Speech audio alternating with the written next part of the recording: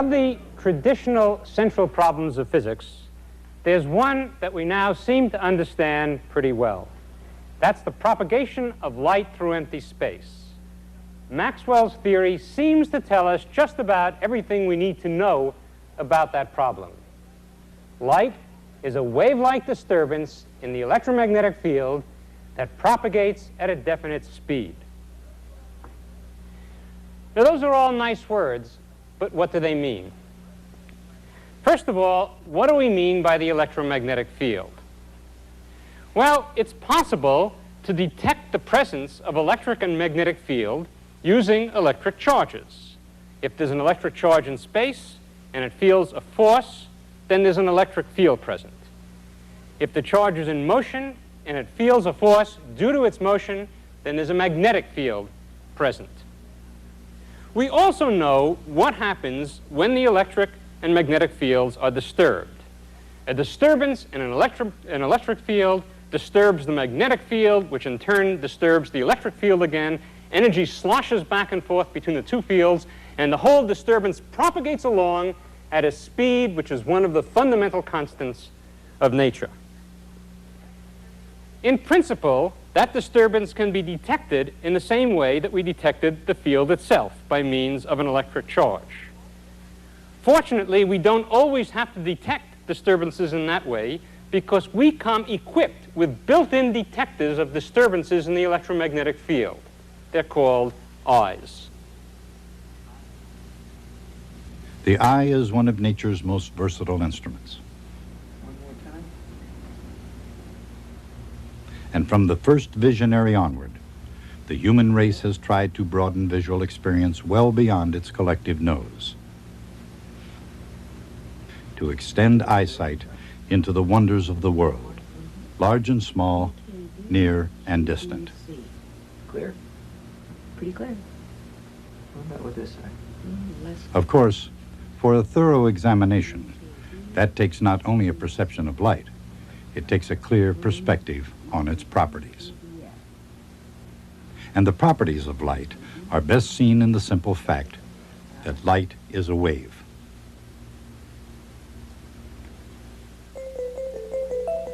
That means light must have properties that are common to all waves. For example, waves can spread uniformly out de maneira uniforme a partir de único ponto de perturbação.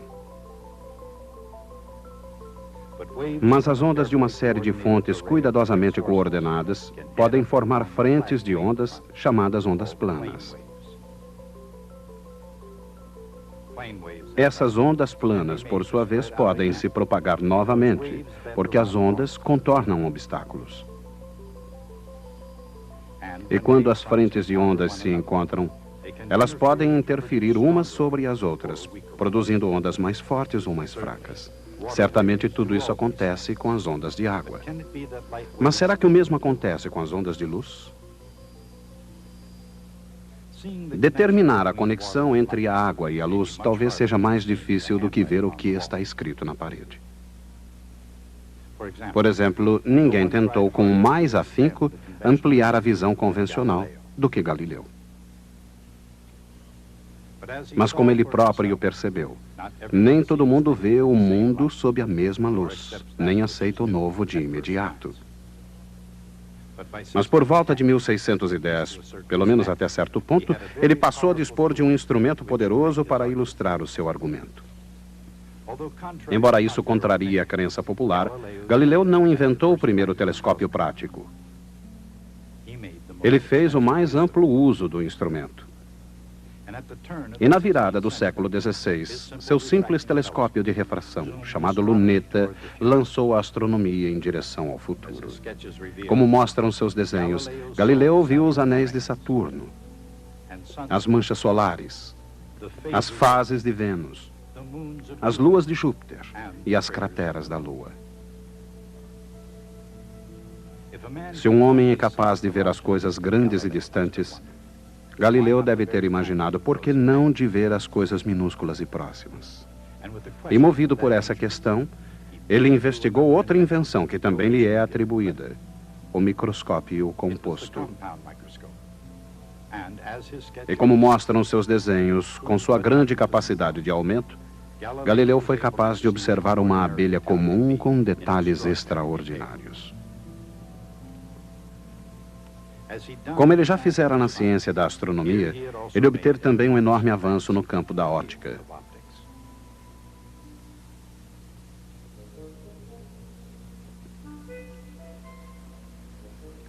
Contrariando outra crença popular, os óculos não são assim tão novos quanto parecem. De fato, numa infinidade de modelos desde o século XIII, eles têm apresentado um grande espetáculo. No entanto, enquanto as armações têm sido objeto dos caprichos deste ou daquele estilista, as lentes se baseiam num princípio científico imutável. Este princípio se aplica às lentes tanto de microscópios quanto de telescópios e se chama refração. A refração ocorre quando a luz atravessa um meio como o vidro. Geralmente sofre um desvio. Para se utilizar desse fenômeno, os fabricantes de óculos, microscópios e telescópios podem polir lentes curvas que focalizam a luz num único ponto. Mas antes disso, foi possível observar a refração em sua forma mais simples. Aqui está um bom exemplo. Um prisma de vidro não apenas desvia ou refrata um feixe de luz, ele também revela que a luz branca ordinária se compõe de todas as cores do arco-íris. Esse processo é chamado dispersão. E foi percebido com muita clareza por Isaac Newton, quem investigou tanto a refração quanto a dispersão. De acordo com Newton, a luz era composta de partículas que, obedecendo à lei da inércia, viajavam através do espaço vazio em linhas retas. Para Newton, a refração ou o desvio da luz pela matéria podia ser explicada pela atração gravitacional entre a luz e a matéria. No entanto, mais ou menos na mesma época, um ponto de vista oposto sobre a mesma questão surgiu na Holanda.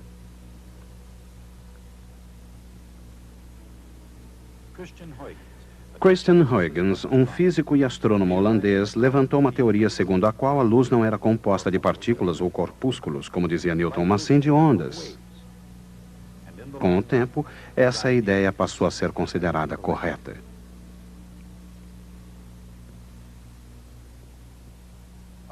Uma onda é uma perturbação que se propaga de um lugar para outro.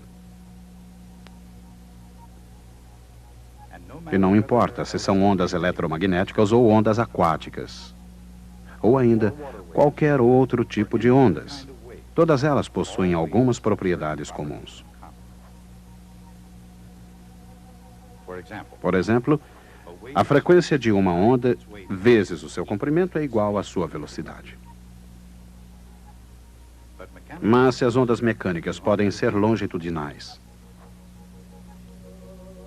ou transversais,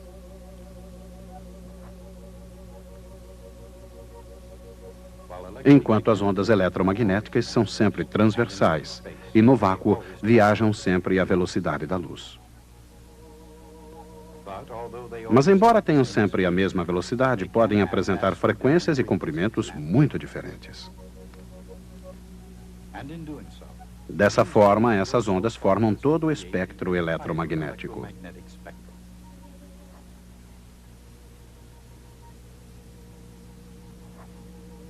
Na verdade, só quando as ondas eletromagnéticas possuem um comprimento situado entre a estreita faixa de 400 a 700 nanômetros é que elas constituem a luz visível.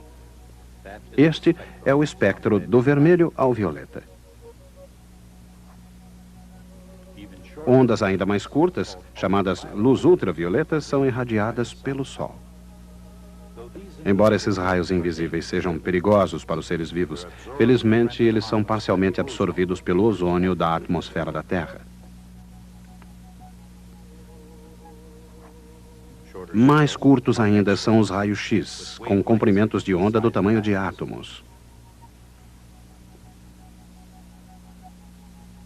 E, finalmente, os raios gama, com os menores comprimentos de todos.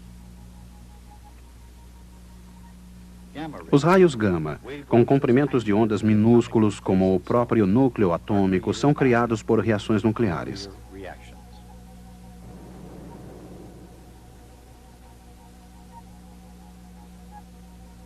Comprimentos de onda mais longos, que se estendem à luz visível e ainda mais além, podem ser criados ou absorvidos quando átomos passam de um estado de energia para outro.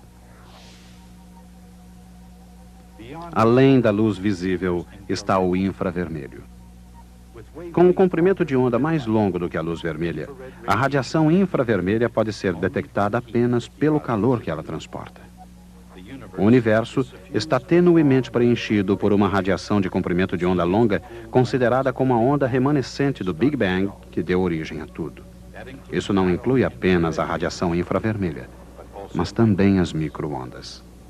Microondas são a primeira parte do espectro, cuja frequência é suficientemente baixa para ser produzida pelos circuitos eletrônicos de corrente alternada criados pelo homem.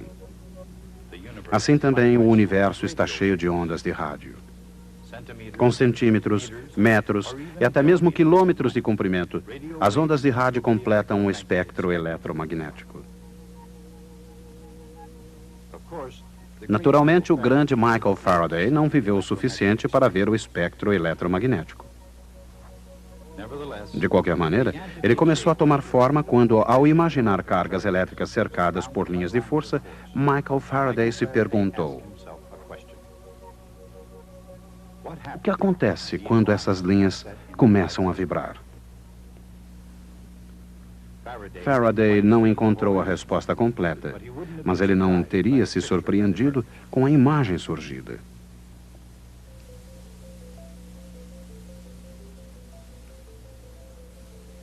Uma carga elétrica oscilante produz ondas que se propagam ao longo das linhas de força à velocidade da luz. Essas ondulações são ondas transversais no campo elétrico, que se propagam em frente de ondas que vão se tornando mais planas à medida em que se afastam da fonte, e que cada vez mais lembram as frentes de ondas paralelas planas, chamadas ondas planas.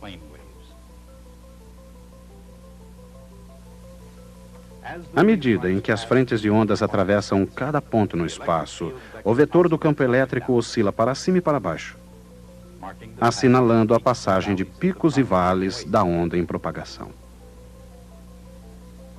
Assim, uma carga elétrica oscilante é, de fato, a fonte das ondulações que se espelham no campo eletromagnético. Foi necessária a teoria de James Clerk Maxwell para explicar a natureza da luz e projetar a imagem do espectro eletromagnético como um todo.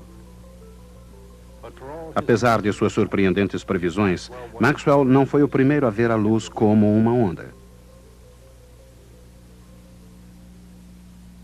No início da década de 1670, Christian Huygens formulou um princípio de ondas de luz em que afirmava que todo ponto numa frente de onda é uma nova frente de ondas. E em 1801, apesar da popularidade da teoria corpuscular de Newton, outro inglês, Thomas Young, demonstrou sem sombra de dúvida que a luz é uma onda. Ele conseguiu isso provando que a luz tem a propriedade ondulatória chamada interferência. A interferência de ondas pode ser considerada construtiva ou destrutiva. Quando as ondas, ao se propagarem, se encontram umas com as outras em fase, elas podem se reforçar mutuamente, criando uma onda mais forte e produzindo o que é conhecido como interferência construtiva. Mas quando estão defasadas, as ondas podem se anular totalmente. Em outras palavras, teremos a interferência destrutiva.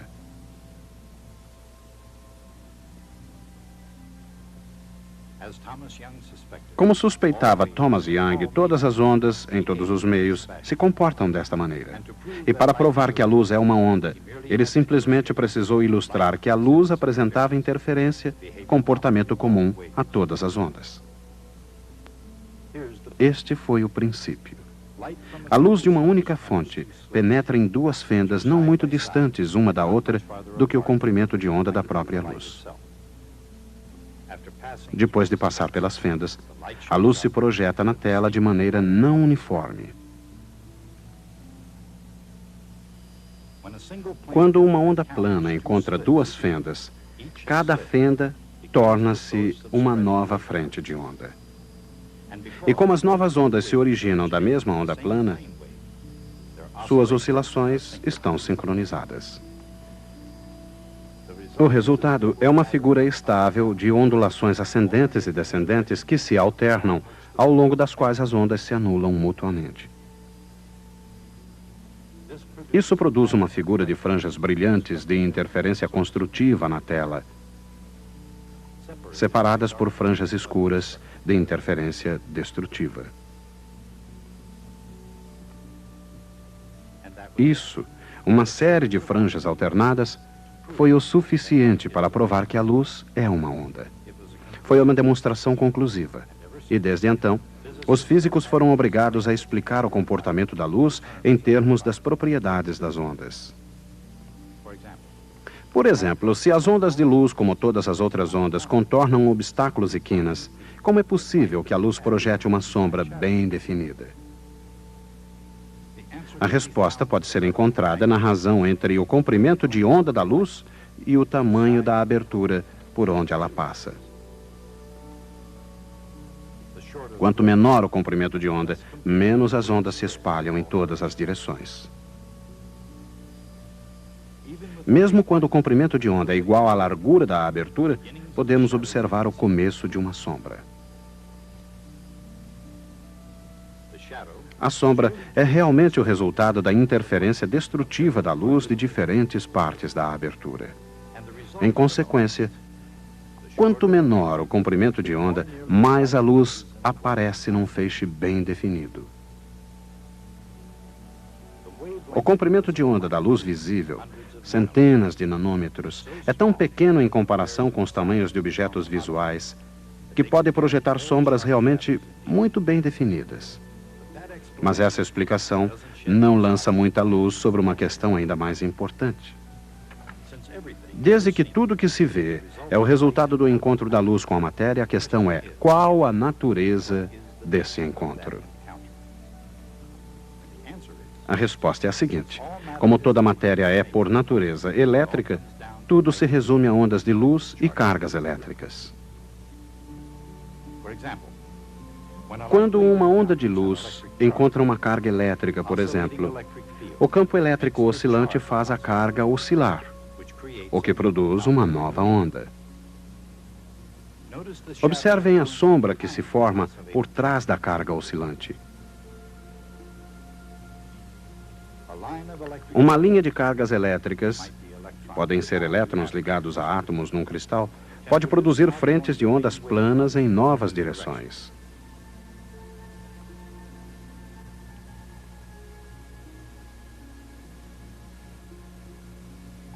E se as cargas podem se mover livremente, como é o caso dos elétrons no interior de um metal, o resultado pode ser a impossibilidade de penetração da onda.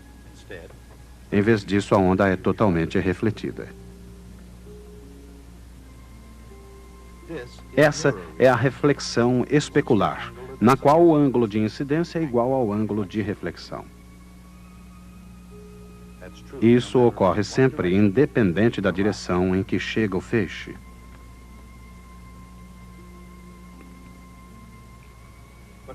Mas a reflexão também pode ser descrita de outra maneira.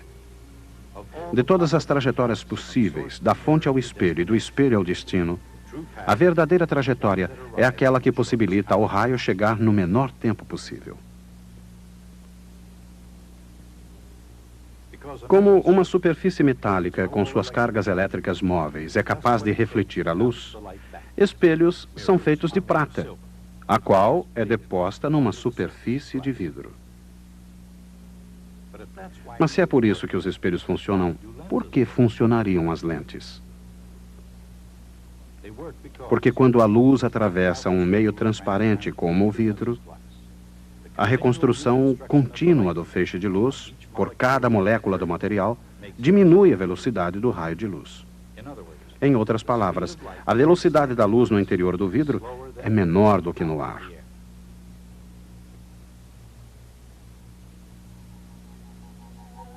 Quando um feixe de luz incide inclinadamente numa placa de vidro, um dos lados do feixe tem sua velocidade reduzida antes do que o outro lado, forçando a frente de onda a mudar sua direção de propagação.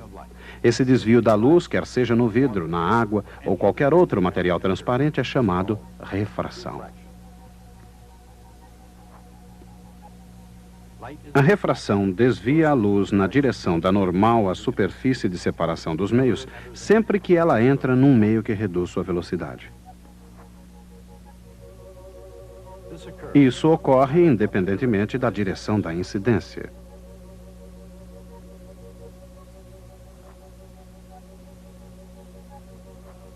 E como no caso da reflexão, de todas as trajetórias que poderiam ser seguidas pela luz, da sua fonte ao seu destino, aquela que exige menor tempo de viagem é a real trajetória.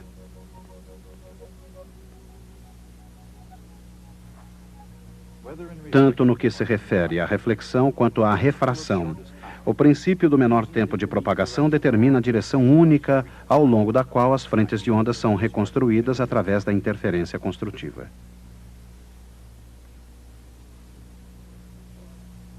Os olhos possuem uma lente embutida que produz uma refração da luz recebida, formando uma imagem perfeita na retina. Quando as lentes dos olhos não produzem uma refração adequada, lentes artificiais adicionais podem servir de socorro, desviando a luz artificialmente para focalizar as imagens na retina.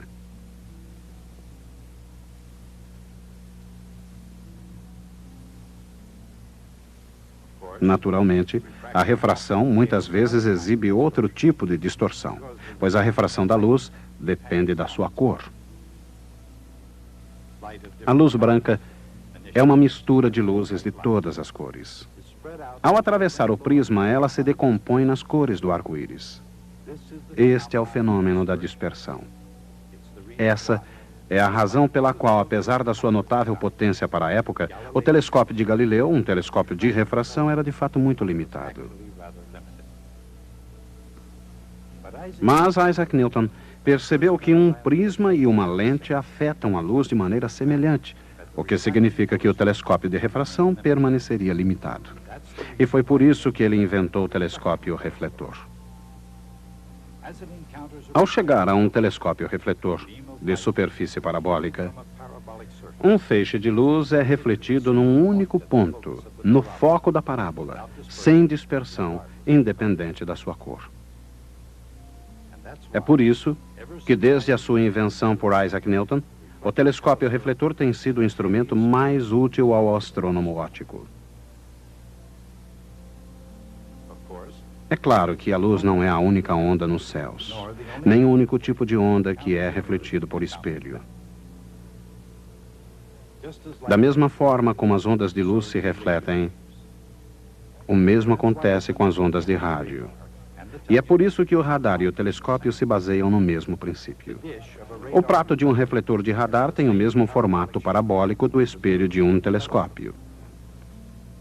Assim, tanto no radar, indispensável à guarda costeira, quanto no moderno projeto de um telescópio óptico de 10 metros, o objetivo é detectar radiação eletromagnética, segundo as mesmas leis e propriedades dos materiais refletores. Qualquer que seja o objeto, seja uma placa de teste ocular a apenas alguns metros, ou uma estrela incrivelmente distante vista na objetiva refletora de um moderno telescópio, as ondas de luz continuam revelando as mais fantásticas visões. E até certo ponto, a jornada apenas começou.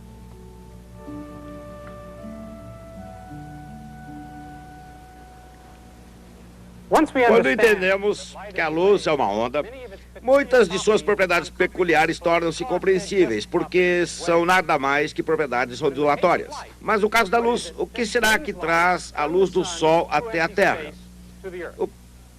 O que é que está ondulando?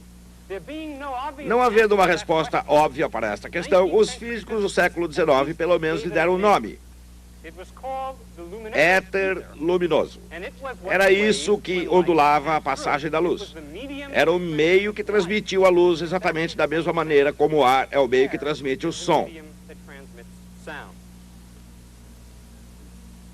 Durante todo o século XIX, várias experiências engenhosas foram feitas numa tentativa de detectar o movimento da Terra através do éter luminoso. Por uma razão ou outra, todas fracassaram. Mas na década de 1880, Albert Michelson desenvolveu um experimento de notável sensibilidade que utilizava a interferência das próprias ondas de luz como instrumento de medição para detectar o movimento da Terra através do éter. Sobre essa experiência, suas repercussões e consequências, falaremos na próxima vez.